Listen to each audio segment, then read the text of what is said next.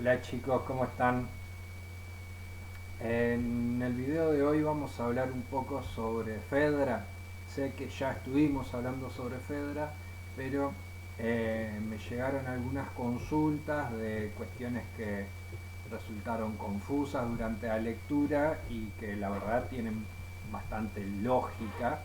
Eh, Porque bueno, el texto se desarrolla en un contexto cultural tan diferente del nuestro que siempre hay más elementos que hace falta contextualizar. Nosotros estuvimos hablando bastante sobre la tragedia griega clásica y su, digamos, versión latina, eh, las diferencias que había, algunas características generales del texto y de los autores de la época, pero todavía con eso se ve que no es suficiente para tener una interpretación cabal del texto y faltan aclarar algunas cuestiones. Sobre todo, eh, teniendo en cuenta que la tragedia clásica se basa esencialmente en el mito, ¿sí? Las historias que los dramaturgos clásicos toman como materia para sus tragedias, las historias que nos cuentan, esencialmente son sacadas de los mitos. Es más, en muchos casos hay una cantidad importante de elementos que ni se explican porque los mitos eran conocidos por el público. Por lo tanto, no hacía falta que tal vez el autor fuera explícito absolutamente en algunas referencias, porque todo el mundo en el público ya conocía la historia y por lo tanto rellenaba con su conocimiento previo sobre el tema esos huecos que podían quedar en el argumento o esas referencias que pueden a nosotros resultarnos implícitas, para ellos eran absolutamente explícitas, ¿sí? Bueno, entonces, entre todos los problemas que puede presentar leer un texto clásico como este en la actualidad, uno de los principales radica justamente en esto, que es que nosotros no somos griegos del siglo V a.C. y esos mitos que para ellos eran tan conocidos, para nosotros tal vez no lo son. Entonces, muchas referencias que pueden tener el texto resultan un poco que nos quedan en el aire, ¿sí? Bien, eh, en el caso de Fedra, el mito que está funcionando esencialmente pertenece a lo que es la saga de Teseo. Teseo es un héroe griego. Como cualquier personaje de un mito, puede ser que encuentren diferentes versiones sobre el personaje, su origen, sus poderes, etcétera. Pero como para que se hagan una idea fácil, es uno de estos héroes que andaban por ahí viviendo aventuras, matando monstruos, liberando ciudades, esas cosas así, ¿no? Una especie de justiciero con grandes poderes en el combate, en la batalla, muy fuerte, eso. Bien, en algunos casos, algunas versiones del mito nos van a decir que es hijo de Poseidón. Otras versiones del mito dicen que es hijo de el rey Egeo de Atenas, pero que está bajo la protección de Poseidón. En cualquiera de los casos el personaje siempre cuenta con el favor y la protección de Poseidón. De hecho, así es como se resuelve el conflicto dramático en esta obra, ¿no? Bien, eh, pero antes de eso habría que remontarse todavía atrás con el mito, porque es lo que tienen, los mitos están todos conectados, son como toda una gran historia, de la cual después el trágico toma solamente un pequeño fragmentito y es solo ese pequeño fragmentito el que adapta, ¿sí? Pero si lo queremos entender, tenemos que remontarnos hacia atrás en esa historia hasta encontrar un punto más o menos de origen. Bueno, encontremos un punto más o menos de origen. Yo diría que podemos partir de el Minotauro de Creta, seguramente. Bien, a ver, Creta es una isla de las que están de la parte insular de Grecia, digamos, ¿sí? En ese momento no es que existía Grecia como Estado nacional, sino que había muchos reinos y Creta era uno de esos muchos reinos. Bien, eh, en Creta gobernaba el rey Minos. El rey Minos eh, recibe un día, porque sale de las aguas del mar, un toro blanco que el propio Poseidón hace salir del océano para que sea sacrificado en las fiestas en su honor, en honor del dios.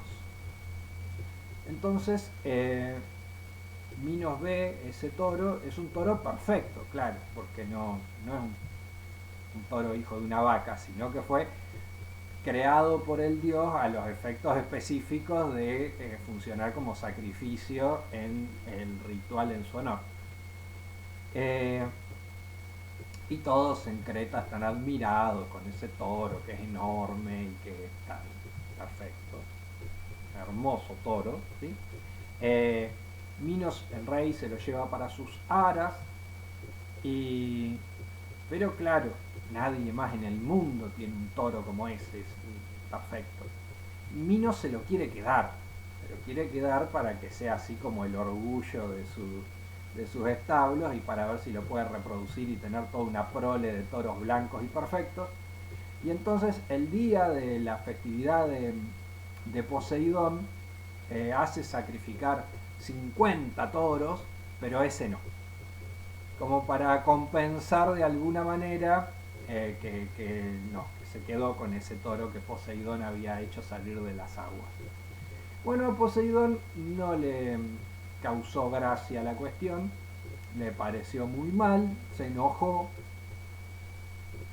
y viviendo Minos en una isla, ¿no? Como es la isla de Creta, el dios del mar podría perfectamente pegarles con un tsunami y se acabó el problema, ya que estaba enojado, pero no, los dioses obraban de manera misteriosa y en este caso la venganza de Poseidón pasa por el hecho de que hace que eh, Afrodita, la diosa del amor, o Venus, si lo están leyendo en latín, infunda en la reina, la esposa de Minos, unos amores antinaturales hacia el toro este en cuestión. Que la reina se enamore del toro, digamos, hablando mal y pronto, ¿sí? Pasífae se llamaba la reina, creo. Bien, qué problema, ¿no? Porque la reina se enamora ahí del toro. Ustedes van a ver que constantemente en Fedra hay alusiones a la madre de Fedra, ¿sí? Le dicen que ella es tan monstruosa como la madre, más monstruosa que la madre, que los amores de la casa de Minos siempre fueron antinaturales. Y todas estas referencias se aluden justamente a Pasífae, que es la que se enamoró del toro. Muy bien, complicado asunto. En el reino tenían ahí una especie de sabio que se llamaba Dédalo, al que consultaba el rey cuando tenía así como más que nada cuestiones técnicas, le resolvía. Era una especie de inventor, arquitecto, hacía un poco de todo, pero una persona que era considerada muy sabia en la época. Bueno, Pasífae consulta entonces con Dédalo a ver si tiene alguna respuesta, alguna idea que le pueda dar. porque está que no puede más con sus amores. Obviamente, amores imposibles, ¿no? Porque ella estaba enamorada del toro, pero el toro no estaba enamorado de ella. Al toro le gustarían las vacas, suponemos. Entonces, Dédalo se las ingenia y hace una cosa que sería como una especie de disfraz de vaca, una especie de vaca con una puertita o dos, donde Pasífae se metía adentro, ¿sí? Y el toro pudiera confundirla con una vaca. Y vamos a saltear una parte de la historia, ¿sí? Vamos a pasar rápido esta parte. Solo digamos que la reina, para alegría del pueblo, un día queda embarazada. Y todos muy contentos porque iba a tener un descendiente el rey Minos. Hasta que llega el día del parto y resulta que el hijo que alumbra la reina Pasífae es un monstruo. Hombre del cuello para abajo, pero con cabeza de toro. Salió al padre. Un poco, ¿no? Se parece un poco a la mamá y un poco al papá, decía. Bueno, este es el Minotauro. Minotauro de Creta. El rey Minos, obviamente, tiene que ocultar la vergüenza de ese nacimiento monstruoso. Manda al mismo Dédalo que hizo el disfraz de vaca a que haga una especie de laberinto dentro del cual van a meter al toro y que nadie que entre a él va a poder salir de ese laberinto. Si tan complicado va a ser que nadie que entre va a poder salir. Bien. Siempre que encuentren acá entonces referencias a los amores de Pasífae, a la monstruosidad, a la animalidad y a todas estas cosas que le dicen y le reprochan a Fedra, están haciendo referencia a esta parte del mito que nosotros, es verdad, no habíamos comentado. Muy bien. Prosigo un poquito más. ¿De qué manera todo esto conecta con la historia que estamos leyendo? Bien. Tras una guerra entre Atenas y Creta, en la que los atenienses son vencidos, contraen una deuda, un impuesto de guerra, una deuda de sangre, que consistía en que los atenienses tenían que pagar un tributo de 14 vidas humanas por año. Tenían que enviar a 14 mancebos y 14 doncellas que eran sacrificadas, las metían dentro del laberinto donde estaba el Minotauro y el Minotauro las mataba y las devoraba aparentemente. No sé por qué, si los toros son herbívoros, ¿no? Pero bueno, el caso es que parece que, bueno, las mataba, no importa si las devoraba o no las devoraba, las mataba. Bien, Teseo, que ya va creciendo y se va volviendo un joven héroe, le pide entonces a su padre, Egeo, el rey de Atenas, que le permita integrar el grupo de esos jóvenes, de modo que él se interne dentro del laberinto y él piensa enfrentarse al Minotauro y derrotarlo, matarlo. Y de esa manera acabar con este tributo que su ciudad tenía que pagar todos los años. Bien, así hacen. El tema es que había acá como una doble dificultad. Por un lado había que matar al Minotauro, pero además había que después lograr salir del laberinto, ¿sí? Que parece que era prácticamente imposible. Bien, en esas circunstancias, cuando Teseo llega a Creta, rápidamente una de las hijas del rey Minos se enamora de él y decide ayudarlo en su empresa, en su proyecto de matar al Minotauro. Fedra, me van a decir ustedes. No, Fedra no, la hermana mayor. que se llamaba Ariadna. Se llamaba Ariadna. Muy bien. Eh, Ariadna entonces, la tarde que van a llevar a los jóvenes adentro del laberinto, le da a Teseo una espada para que pueda luchar con el toro y le da un ovillo de lana, de hilo, depende de los autores, que él va a ir desilvanando a medida que se interne en el laberinto y que le va a permitir después desandar el camino por el cual entró. ¿Sí? Asimismo proceden. Teseo mata al Minotauro, sale de ahí y medio que no hablan con Minos, me parece, sobre el tema de sus amores con Ariadna. Creo que nomás la sube al barco y se la lleva. Después en una isla la va a dejar, porque creo que Dionisio se había enamorado de ella, una cosa por el estilo, pero eso no viene mucho al caso de la tragedia que nosotros leímos. Ok, ahí está. También, sobre todo en el primer agón, esta discusión que tiene Fedra con la nodriza, que la nodriza le dice, acuérdate de tu padre, como tratando de convencerla de que mantenga la compostura, ¿sí?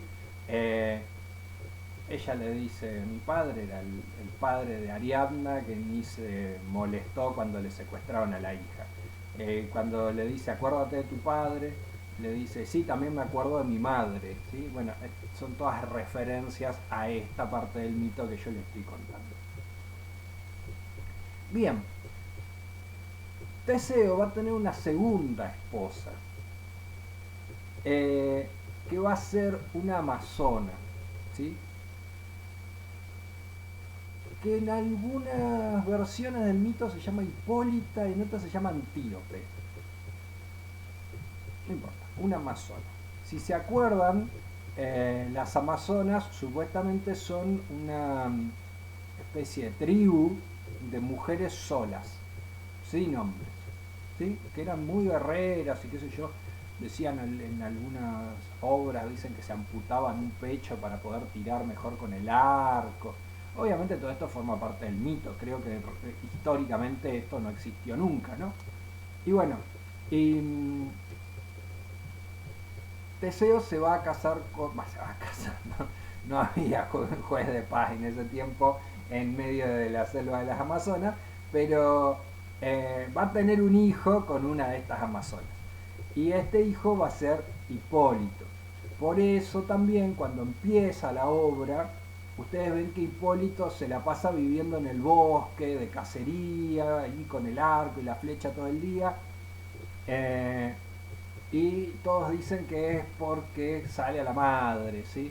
Incluso después, cuando Teseo ya lo haya condenado en el final de la obra, también culpa la herencia materna, dice que por más que se haya criado entre personas civilizadas, no entiende las leyes porque es un salvaje como la madre y cosas por el estilo, ¿sí? Se refieren a esta mujer, que es, digamos, la segunda esposa de Teseo, entre comillas. Bien, a esta la mata el mismo Teseo, porque entre las amazonas la costumbre es que si tenían un hijo, una hija mujer la criaban y si tenían un hijo varón lo mataban. Y como esta tuvo un hijo varón, que es Hipólito, entonces Teseo la mata para salvar al hijo al que cría él, ¿sí? Bueno, y ya cuando Teseo es grande, bastante mayor, toma su tercera esposa, que es Fedra, ¿sí? Que es la que aparece acá, que es bastante menor que él, tanto que no hace tan extraño, digamos, que se enamore de Hipólito, que tiene casi más la edad de ella que la edad de él. Muy bien, creo que más o menos hasta ahí les conté todo lo que sería previo a el comienzo de la historia de acuerdo con las distintas versiones del mito que tenemos, ¿sí? Ahora, antes de que Séneca escribiera Fedra, que acá tenemos, hubo un dramaturgo griego que escribió una versión del mito que es bastante parecida, ¿sí? Que fue Eurípides. Eurípides escribió también su versión del mito, que en el caso de Eurípides no se llamaba Fedra, sino que se llamaba Hipólito, porque Eurípides pone más el foco, digamos, en el personaje masculino, ¿está bien? Pero la historia es muy parecida, ¿sí? Eh, en esta otra versión de la historia,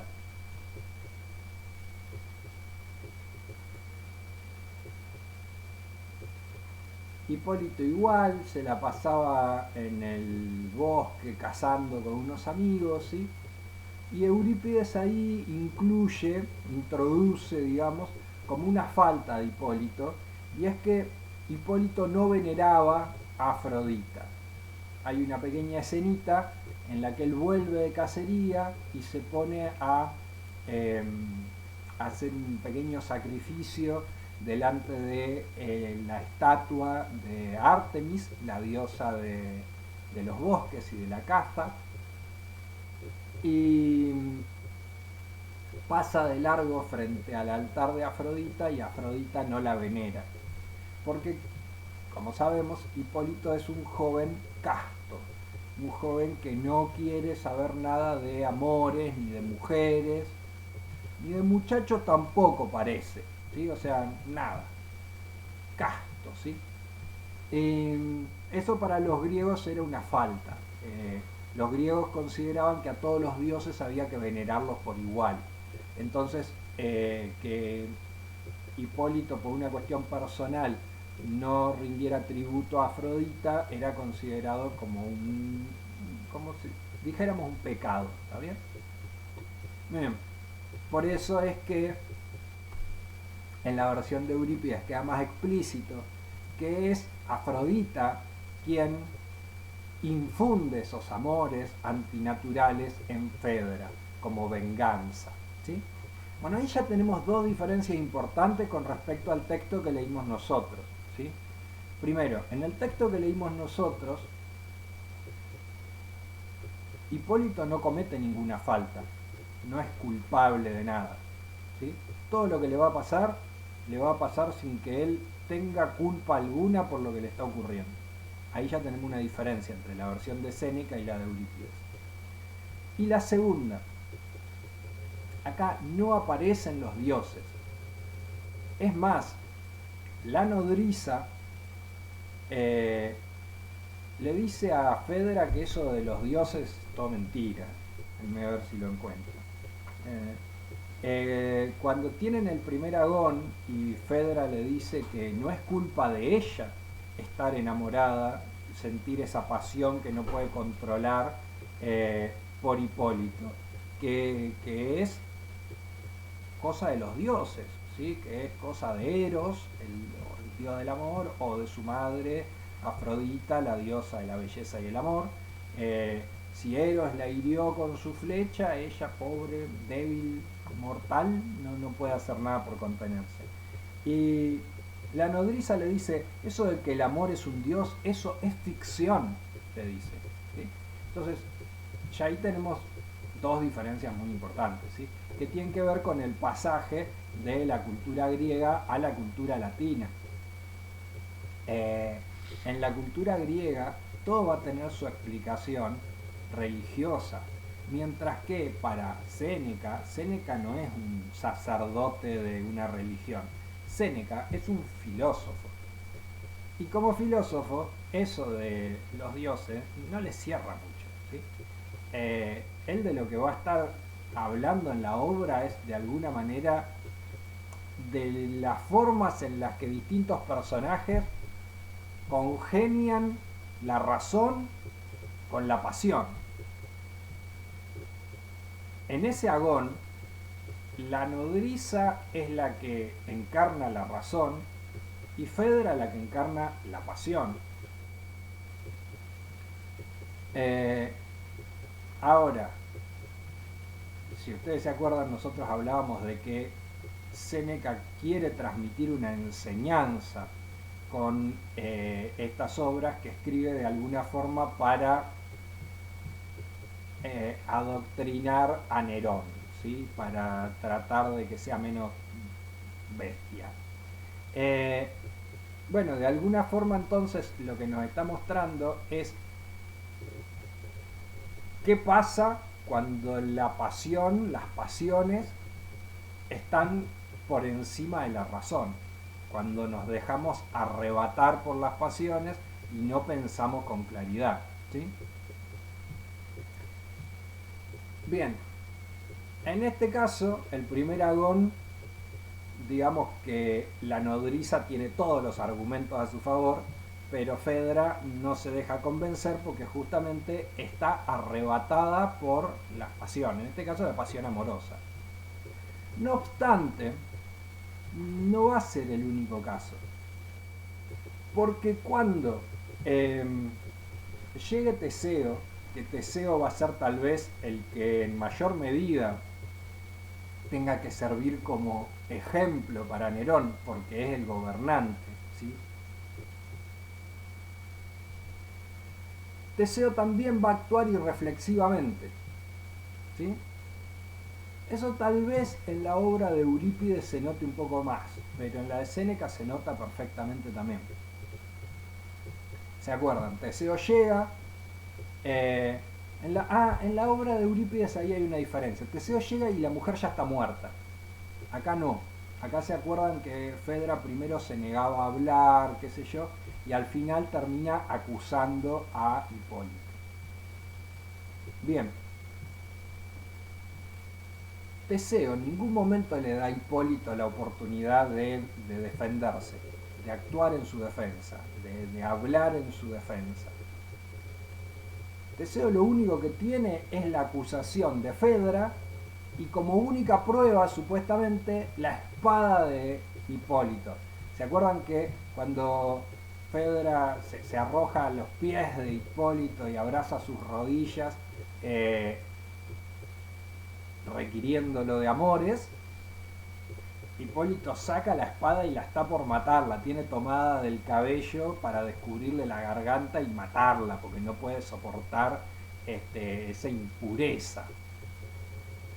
Pero al final no la mata, y cuando se está yendo tira la espada porque dice que no quiere llevar con él nada que la haya tocado a ella, que cualquier cosa que ella haya tocado está impuro y está contaminado, entonces deja ahí la espada. Y esa espada es la única prueba que Fedra aporta en su acusación.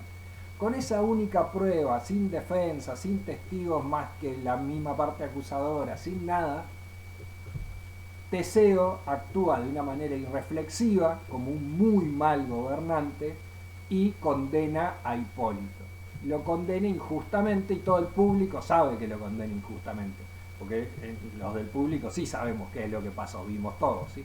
Él no lo vio porque él estaba de viaje en el infierno, pero actúa como un pésimo gobernante. Ese es el ejemplo principal que la obra busca transmitirle justamente a Nerón, que también era un pésimo gobernante, ¿sí?